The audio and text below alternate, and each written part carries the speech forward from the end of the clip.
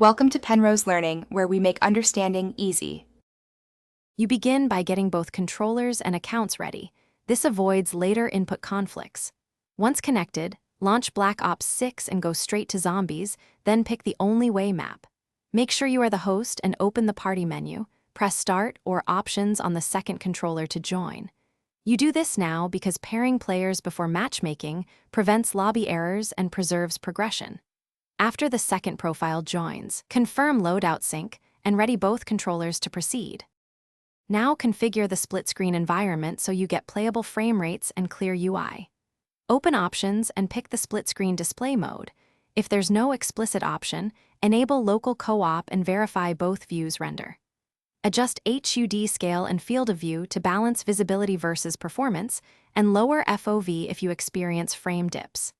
Next, set cooperative rules, shared inventory, revive allowances, and respawn behavior, because these choices determine how you coordinate during intense waves. Start the match and verify both players have independent camera views and functioning inputs. This confirms split screen is active. Play a short wave to test frame stability and responsiveness. If you hit stutter or a controller drop, quit to lobby, close background applications, and lower graphics to improve performance.